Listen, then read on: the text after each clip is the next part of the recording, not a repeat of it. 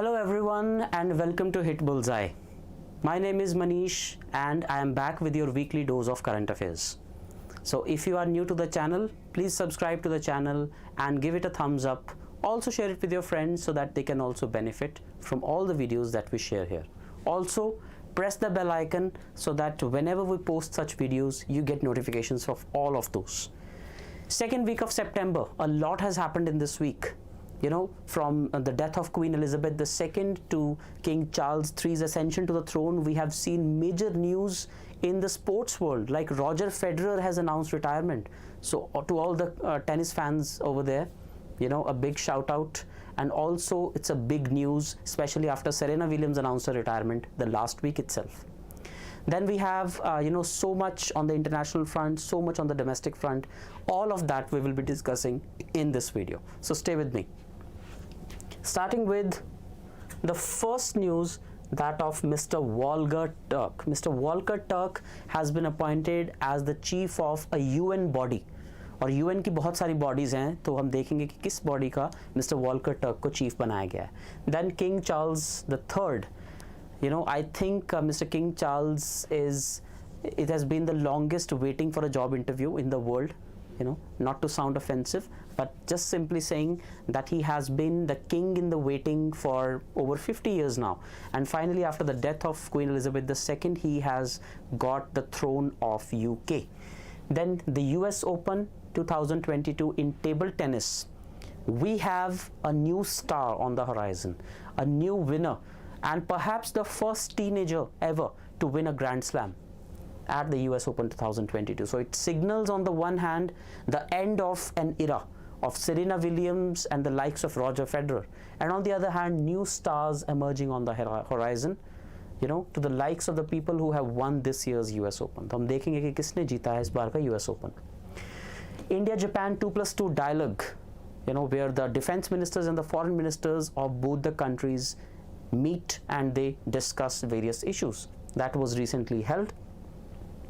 Mr. Mukul Rohatgi is one of the senior most counsels or lawyers in India, and he is set to become the new Attorney General of India again, because he has been an Attorney General already in the past.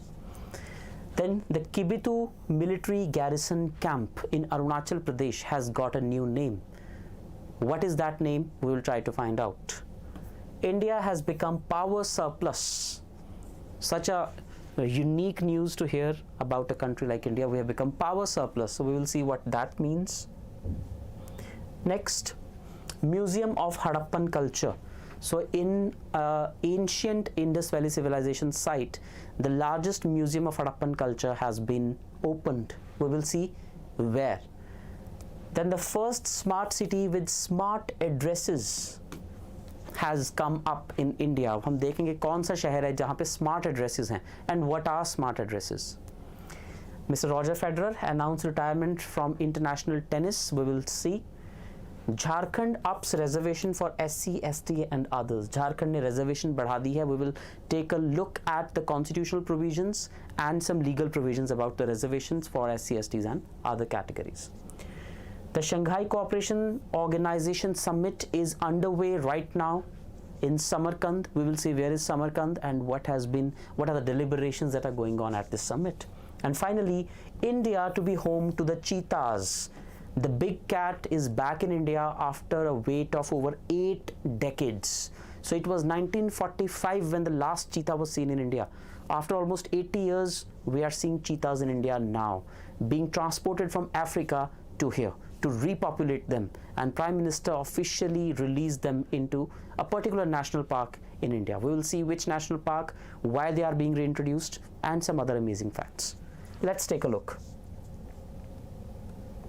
Starting with the first one, Mr. Walker Turk. So he is Mr. Walker Turk, and he is going to be the global body's human rights chief. That means he's going to be the United Nations Human Rights Council chief, and it has been announced by UN Secretary General Mr. Antonio Guterres. So he has replaced Veronica Michelle Bachelet Jeria, who was a Chilean politician who served at the office of UN High Commissioner for Human Rights from 2018 to 22. And now Mr. Walker Turk is going to be there. Why is it making such a big news? The Human Rights Council and all? Because there have been a lot of human rights violations, whether in Afghanistan or in Ukraine. So many parts of the world we are seeing human rights violations, and at such a crucial time the task of this particular person becomes very crucial. He is currently serving as Assistant Secretary General for Policy, and now he has been given the charge. Next, King Charles III. So he is Mr. King Charles III, sitting on the throne of the United Kingdom. Queen Elizabeth II, who served for over 70 years and became the longest reigning British monarch ever. She died last week, and after that, according to the accession policy of the UK, King Charles III, her son, gets to become the next king. So he has ascended to the throne, and he became the ruler of more than a dozen independent nations. There are countries like Australia, Canada, Jamaica, and so many other countries which are although independent but they still consider the British monarch as their head of state. And it was earlier Queen Elizabeth II, now it is King Charles III. So that is what the news is about. Next, we have Mr. Alcaraz Garcia. Mr. Alcaraz Garcia, as you can see in this picture, he is the youngest winner of US Open. There are 4 Grand Slam titles in lawn tennis: the US Open, the Australian Open, the French Open, and the Wimbledon. और इनमें से किसी को भी जीतने वाले one of the youngest players is, he is a Spanish, Alcaraz Garcia, and it is his first Grand Slam trophy. And he defeated C. Rudd, and he is the youngest player to reach world number 1. He has become the world number 1 player. Can you beat that? I've been following table tennis, I've been following lawn tennis for quite a long time now, and these are the big 3 in tennis: the Roger Federers, the Rafael Nadal, and we have the Novak Djokovic. So this man here is plays really good tennis, that means.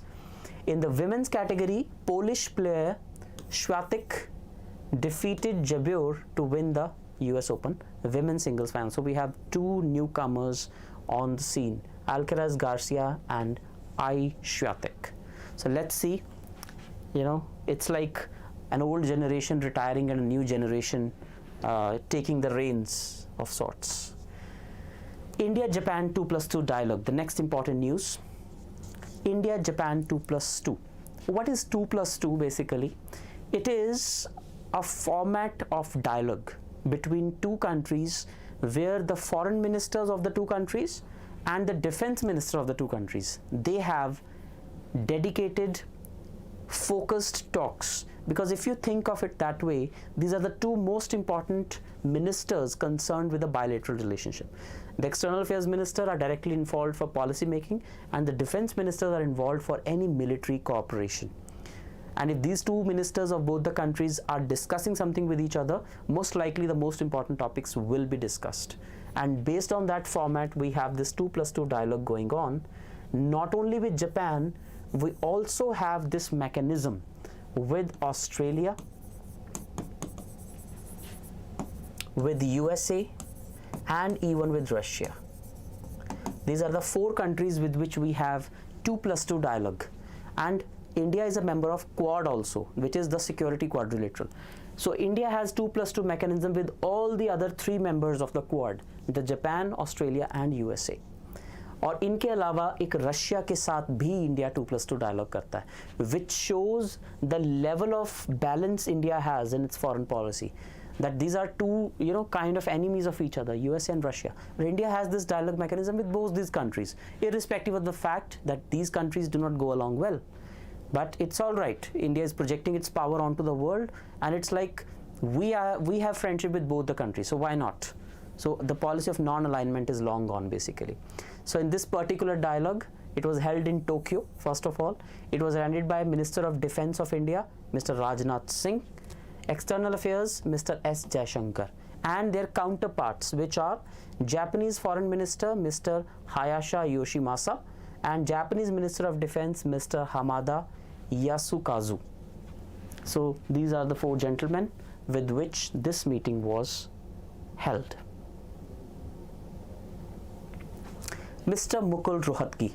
So those who are associated with the legal field, or maybe in some really big cases, some of you may have heard the name of this gentleman.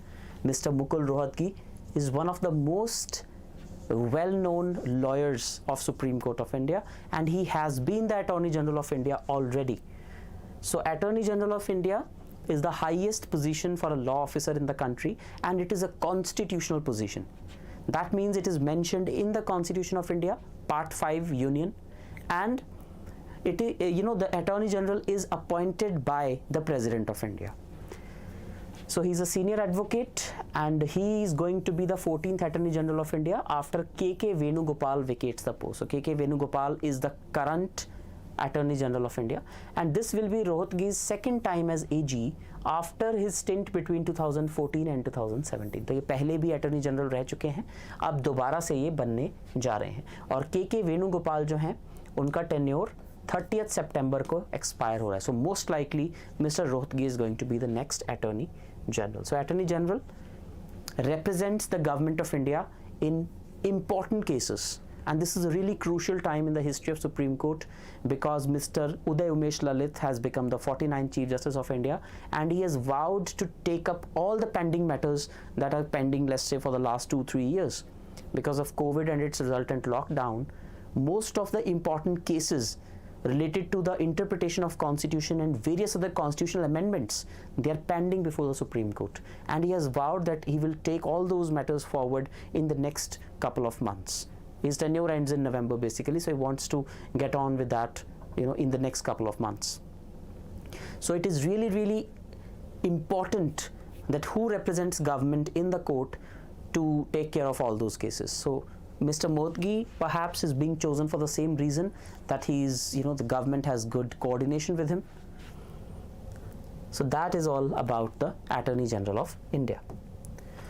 Next, Kibito military garrison camp. So Kibito is in Arunachal Pradesh. It's a military camp, and it is named after General Bipin Rawat. So General Bipin Rawat was the first Chief of Defence Staff of India, and last year, in an unfortunate chopper crash, he lost his life, and in his remembrance, this particular military garrison has been named. So General Bipin Rawat Camp is what it is named as, or General Bipin Rawat Military Garrison is what this garrison has been named. Why this specific garrison? Because as a young colonel, Mr. Bipin Rawat commanded his battalion 5x11 Gorkha Rifles at Kibito from 1999 to 2000. इसलिए क्योंकि उन्होंने यहाँ पर एक military battalion को command किया था. That is why he is, this garrison is named after him. इसके अलावा अरुणाचल प्रदेश के चीफ मिनिस्टर पेमा खांडू ने यहाँ पर एक रोड इनॉग्रेट की, whose name is General Bipin Rawat Marg, and this particular gate also is General Bipin Rawat Dwar. So it is in a sort of remembrance, in a sort of tribute to General Bipin Rawat, that all this is being done. Next, India has become power surplus. So India's total installed capacity right now is above 400 gigawatts, which is quite good, and it has become power surplus, and we have connected the entire country into one grid and have strengthened the distribution system. So this is a unique achievement for India, because electricity consumption and electricity distribution are, one of the most important criterion for judging a country's economic growth. So these steps have increased the power availability to 22 hours in rural areas and 23.5 hours in urban areas. The next step is to take it to 24/7 guaranteed power supply at affordable price, which is something most of the developed countries have already done. This is something that India will now strive to achieve. और आज से करीब 2-2.5 साल पहले India ने 100% rural connectivity achieve कर ली थी. That means every village in India is now connected to electricity. Not every household, that is the next phase, but every village is connected to electric grid. Next, the Museum of Harappan Culture. तो जब हम ancient history की बात करते हैं तो India में जो सबसे इम्पॉर्टेंट सिविलाइजेशन मानी जाती है in the ancient history period, that was the Indus valley civilisation, या जिसे हम हड़प्पन सिविलाइजेशन भी कह देते हैं. हड़प्पन सिविलाइजेशन इसलिए कहते हैं because Harappa was the first city to be discovered in this entire civilisation, और एक काफ़ी बड़ा एरिया कवर करती थी. Like Indus valley civilisation means the civilisation that was situated around Indus and its tributaries. अब इंडस की और ट्रिब्यूटरीज कौन कौन सी हैं, या लेट्स से डिस्ट्रीब्यूटरीज कौन कौन सी हैं. So one is Indus itself, then you have Jhelum, Chenab, Ravi, Beas and Sutlej. And sometimes a river Saraswati, which no longer exists but whose traces can be found, was also considered. So these were the 7 rivers, or let's say 6 rivers, around which this civilization prospered. तो modern day Pakistan में इसका काफ़ी area आता था, और modern day southern Kashmir, Punjab, Haryana, Rajasthan and Gujarat, ये सारा area जो है, this was the area of Indus valley civilisation sites. तो अब क्योंकि इसमें से काफ़ी सारा एरिया इंडिया में भी आता है, there is a new museum that has been opened now, and it has been opened in Rakhi Gadhi, which is a prominent Indus Valley site in Haryana. So world's largest museum of Harappan culture is coming up in Rakhi Gadhi in Haryana to showcase this 5,000-year-old Indus Valley civilization's artifacts. Some of the artifacts are there in the National Museum Delhi also, but specifically for Indus Valley civilization, this museum is coming up. So Rakhi Gadhi जो था, ये Indus Valley civilization में आता था from 2600 to 1900 BC, that is before Common Era. And Haryana is slated to host the world's largest museum that is dedicated to this culture. It is a hamlet in Haryana's Hisar district, some 150 kilometers from Delhi. So this is going to be a really big tourist attraction also, and it is really going to improve economy and culture of Haryana in a big way, because it's going to be a big tourist attraction for all the historians, for all the archaeologists, and for the enthusiasts alike. First smart city with smart addresses. So perhaps we now understand the meaning of smart city. We have seen smart traffic management system जहाँ पे cameras लगे होते हैं, and they change the signal from red to green and green to red depending upon the quantum of traffic that is there, So things like that, smart parking solutions, where technology is involved, where life gets simplified and where life gets smoother. That is what smart city is all about. Smart traffic, smart schools, smart education facilities, smart healthcare, smart transportation, like that. But what is a smart address? What is a smart address? Smart address simply means the GI tagged addresses, geo-tagged addresses. You feed the addresses onto a system and then it can be really easy to navigate, something like that. So Indore has become the first city. Indore will create history by implementing a fully digital addressing system, making it the first city in India to do so. Right, so an MOU has been signed between the smart city and the firm Patta Navigations. So Patta has developed a patented technology and is working with none other than Indian Space Research Organization, ISRO. Can you believe ISRO is helping to implement this? Because the satellite has to be controlled by ISRO. To develop a digital addressing system, so it is a brief and distinctive code compatible to Kumar 100 and Singh 221 or other commonly used codes that will help the user find out specific geotagged locations. So now locations will be geotagged and they will be easy to find. So users can upload images of their homes, landmarks, etc. along with their addresses in the full text. Like if you search something on Google Maps, कोई landmark जगह अगर आप search करते हो तो आपको वो properly मिल जाती है, लेकिन अगर किसी का घर सर्च करोगे तो वो तो नहीं मिलेगा. So this is what's going to happen in Indore. So there will be unique names attached to a particular address. You can just put that directly and it will be navigating you to that. That is something that's going to happen. Really smart, I would say. So Mr. Roger Federer, this is his last tweet, or the not the last tweet, I mean, this is a tweet that he did once he decided that he's going to leave the international tennis. So this is his official handle. This is a video that he posted: to my tennis family and beyond. To my tennis family and beyond, with love, Roger. So this is the tweet that he did when he announced his retirement from tennis. So one of the greatest sporting careers will come to a close when he takes retirement after Laver Cup in London. And he is a 20-time Grand Slam winner. 20-time Grand Slam winner, which is one of the highest. Right? So he is a Swiss, he's from Switzerland, and that's all about him. Jharkhand Ups Reservation.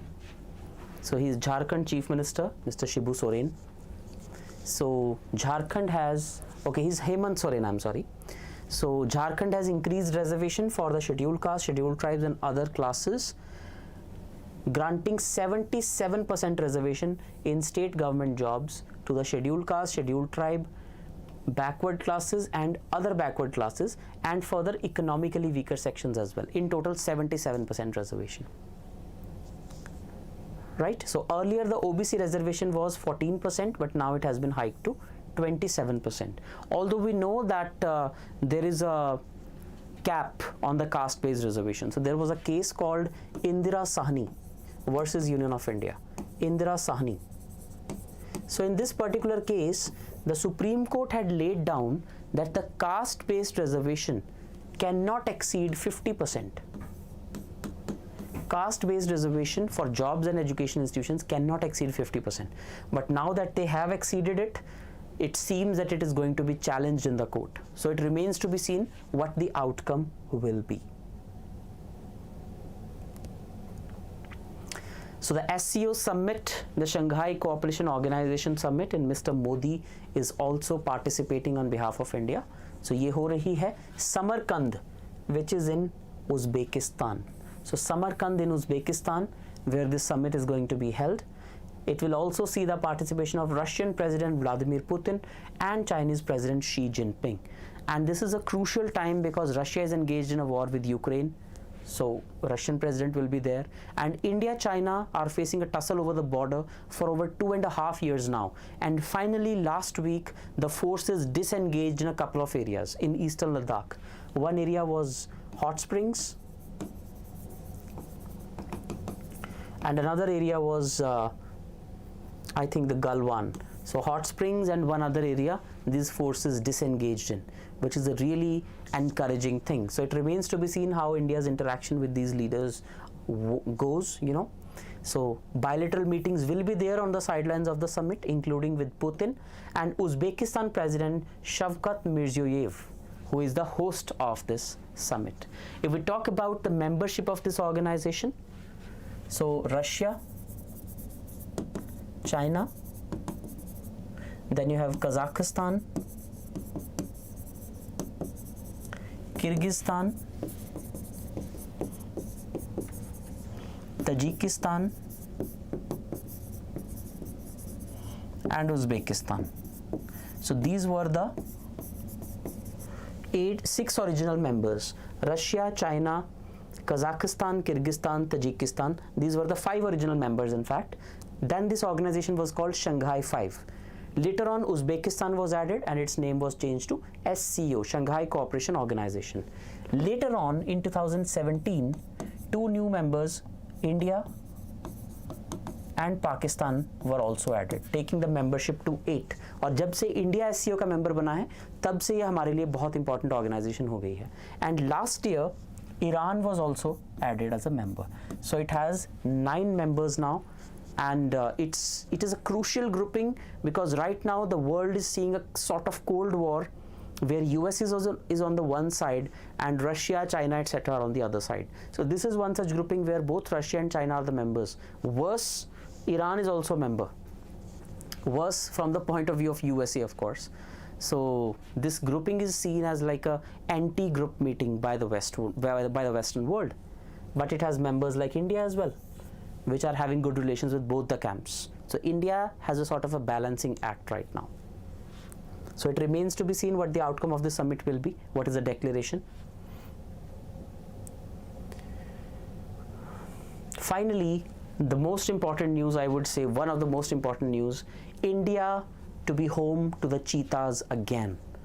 आखिरी बार India में जब चीता देखे गए थे, it was in 1945. 1945 के बाद यहाँ पर चीताज नहीं देखे गए. 1947 in fact. Last cheetah in India died in 1947 in Chhattisgarh, जो कि उस वक्त मध्य प्रदेश ही था. छत्तीसगढ़ तो 2000 में बना है, in 2000. उससे पहले वो छत्तीसगढ़ वाला एरिया भी मध्य प्रदेश ही था. And the species were declared extinct from India in 1952.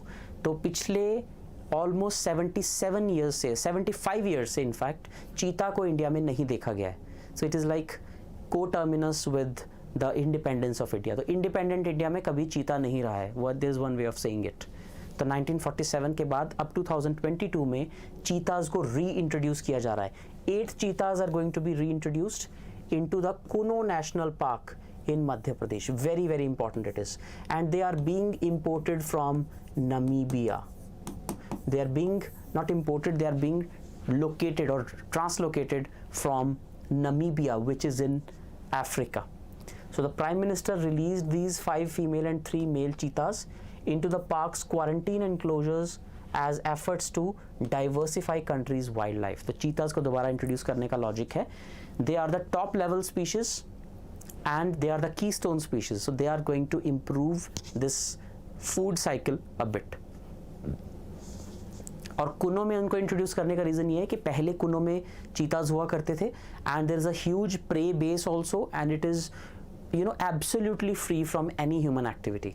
तो चीताज यहाँ पे सेफ रहें, किसी तरह की पोचिंग ना हो, and they get adequate prey also. So for that, keeping in mind, Kuno national park was chosen. And cheetahs are the fastest animals on land, right? So another USP of the cheetahs.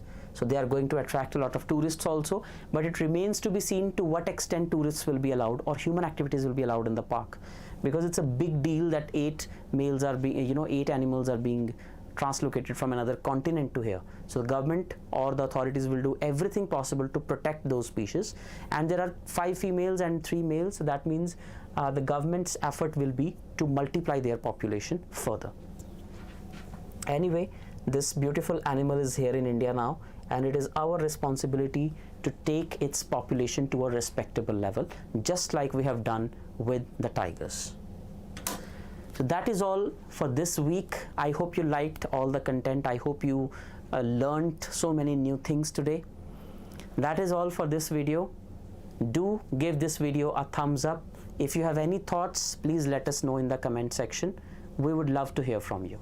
Thank you so much and take care.